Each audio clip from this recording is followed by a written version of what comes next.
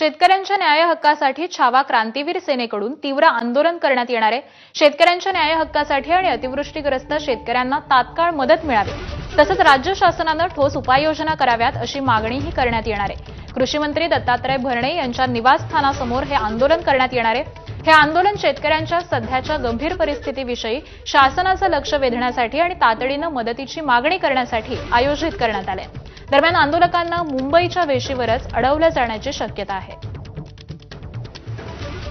अडचणीत आहे आणि या शेतकऱ्यांना तात्काळ मदत करा या मागणीसाठी पाहतो आपण छावा क्रांतीवीर सेना जी आहे ती आक्रमक झालेली आहे आणि थोड्याच वेळामध्ये मंत्रालय आणि कृषी मंत्री यांच्या बंगल्यासमोर जे आहे ते आंदोलन करणार आहे। आपण पाहतोय की हे सगळे आंदोलक जे आहे ते आता ठाण्यातून मुंबईच्या दिशेने कूच करताना पाहायला मिळतात। आज महाराष्ट्रात तुम्ही बघितलं असेल सगळीकडे अवकाळी पावसानं थैमान घातलेलं आहे।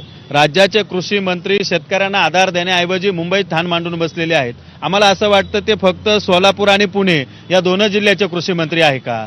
उर्वरित महाराष्ट्रात त्यांनी मराठवाड्याचे 2 जिल्हे जर सोडले तर इतर कुठल्याही जिल्ह्यामध्ये कृषी मंत्री गेलेले नाहीत। कृषी मंत्री शेतकऱ्यांच्या पाठीशी उभे राहत नाही।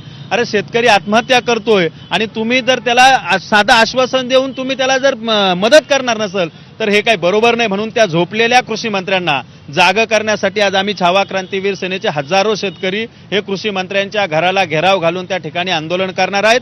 त्या ठिकाणी अजितदादा बोलले की आम्हाला सत्तेत यायचं होतं म्हणून आम्ही आश्वासन दिलं। अरे किती लबाडाचं सोंग घेणार अजितदादा? म्हणजे राज्याच्या मुख्यमंत्र्यांना सुद्धा आम्ही सांगतोय देवेंद्र फडणवीस साहेबांना की या अशा अजित पवारांना सत्य सुद्धा तुमच्या बरोबर ठेवू नका। कारण ही पिलावळ अशा पद्धतीने जर त्या ठिकाणी चुकीचे स्टेटमेंट करून आमच्या शेतकऱ्याला जर मृत्यूच्या दाढेत घालत असेल तर अशा नेत्यांना आम्ही राज्यात कुठेही फिरू देणार नाही। अजित पवारांनी त्यांची मस्ती त्यांच्या जीवावर करावी। चुलत्याच्या जीवावर मोठ्या झालेल्या नेत्यानं शेतकऱ्यांच्या भावना दुखू नये, शेतकऱ्यांच्या विषयावर स्टेटमेंट करू नये ही आमची मागणी आहे।